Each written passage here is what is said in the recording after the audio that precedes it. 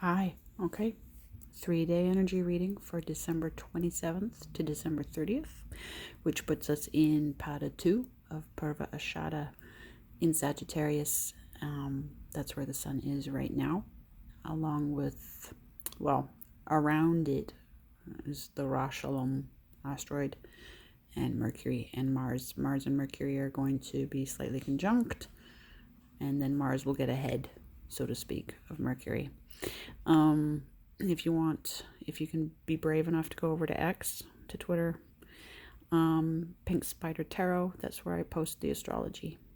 Screenshots from Stellarium and explanations with my chart work that I created to interpret the screenshots. But as for here and now, Pada 2 of Purva Ashada is about being oracle healers.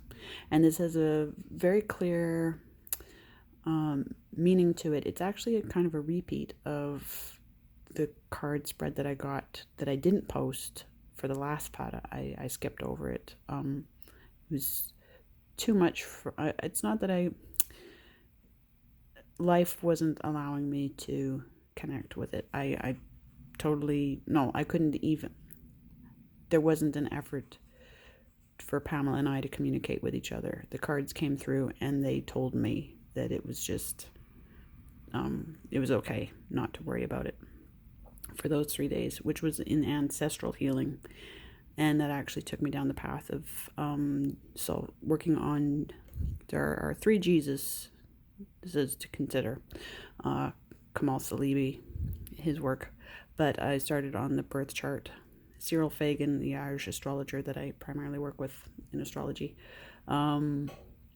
he had finalized these settings for the Jesus that is crucified for his birth chart, which astronomically is 6 BCE, and it actually does line up with December. He's saying December 24th. I'm just fine tuning whether or not I'm going to put it December 24th or December 25th. And that's what's when we have a carryover from that. And I stopped this recording because the radiator came on and it's coming on again. So interruptions could be a thing, but we're dealing with your third house. Third house, and something's unknown. Something's charted. This is my card for ethics as well. Like, there's a whole lot of lies tied up in this story, right? Kali is the snake in Kabbalah. And it's Kali who showed up in my home. But also the African prophetesses, the Sibyls, they worked with the Pythons. Yes, 6,000 years of them leading Mediterranean empires. And it all gets whitewashed. That's all tied up in this card.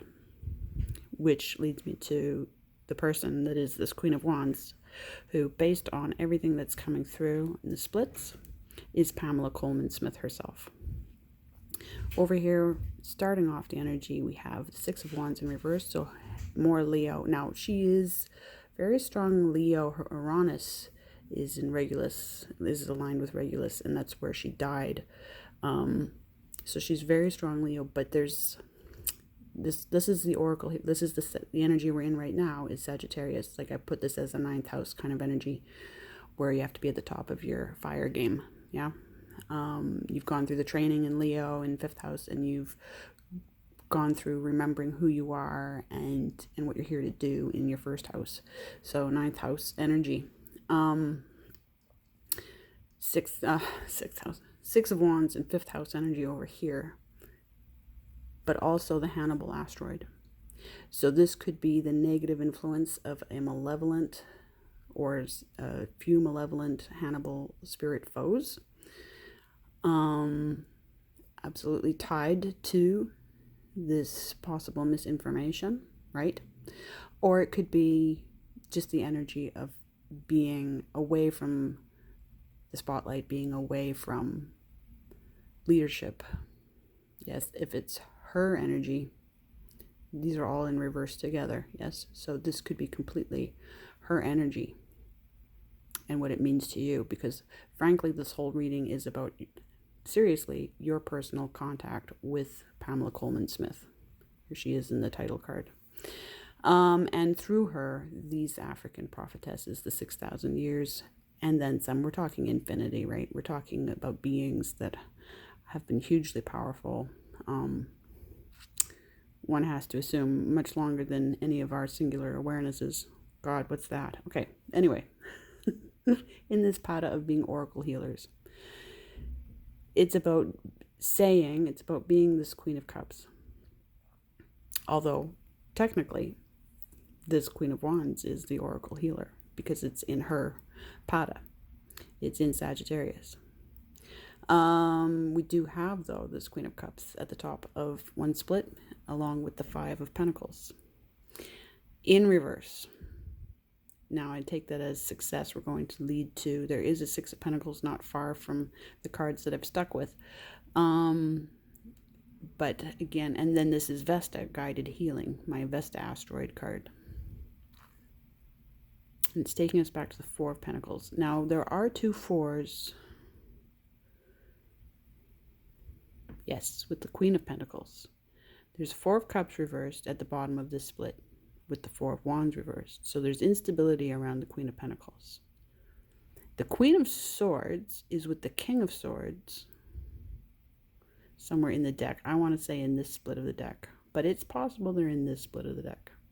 They are together. I'm guessing this is not, therefore, about communicating and networking with other people, right? It takes all the other people out of it, although, I mean, there is, of course, connection to people through Queen of Cups and Queen of Pentacles, but we're talking manifestation here. And we have your career guides, your Pluto. Okay, that's my Pluto placements and charts are where your career spirit guides are. And a Two of Pentacles of grounding this in, like the problem that the Queen of Pentacles is having is grounding into a new reality. This Queen of Cups has the Magician and the Fool right behind her. Tremendous amount of power, but what's interesting is this Ace of Wands, this possible memory problem is affecting it. Unique self with the Tower, okay?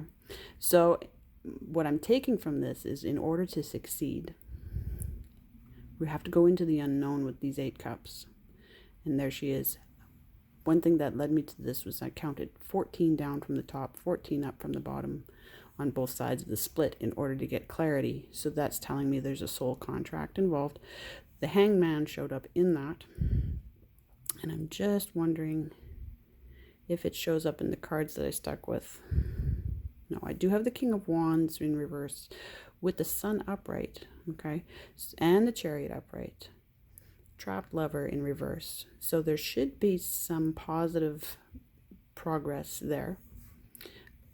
But when I count down to clarity, I get 2 8s. I get the 8 of Cups going into the unknown and the 8 of Pentacles being hard at work, right?